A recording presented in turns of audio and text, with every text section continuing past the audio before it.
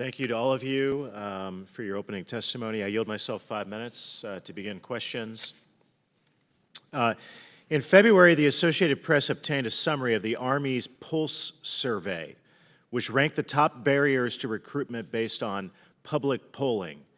Representative Waltz and I asked the Army to send us the underlying data, and we never got it.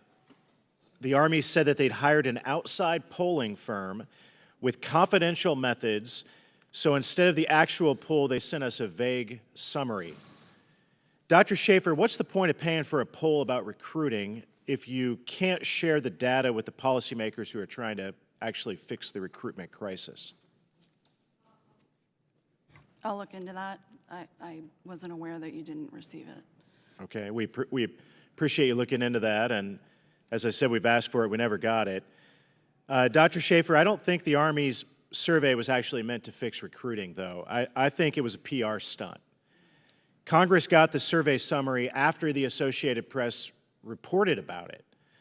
And here's the Associated Press's headline, quote, "Army sees safety, not wokeness, as top recruiting obstacle." So it really feels like this is a PR move, not a move in good faith working with the Committee of Jurisdiction and Oversight that is tasked with helping you address this major issue of the day. So I wasn't surprised to find the actual polling data recently that actually tells a very different story from the polling data that you guys released and worked with the AP to publish. And to be transparent, I'm going to enter the findings and the crosstabs from a nationwide poll of military veterans by the American Principles Project into the congressional record so that you and anyone else in the public can actually access these results. This poll, which we can all read, found that 73% of veterans believe that the U.S. military has become too political regarding race, gender, and sexuality. Even worse, a quarter of the veterans would tell a young person not to enlist. And when those veterans were asked to explain why, in their own words, the most common reason was politics. So why do you think those results are so different between the Army Pulse survey and another publicly available survey? Why would it tell a different story? I'm not familiar with the survey that you're referring to. It may be sort of sample size questions. I'm just not sure. But I will say that we're looking across these surveys, and I'm worried about all of those barriers that they cite. And so I don't think we should, again, this is a multifaceted issue, and I think we need to have a multifaceted solution that addresses those concerns or misperceptions that people have. So I welcome any additional. So this really recent survey says it clearly politics, DEI, wokeness is a problem. What's the Army doing to change that perception about politics being a recruitment barrier? Well, I think all of us, you know, in the military, all of us share this responsibility to be apolitical. What's the Army doing about it?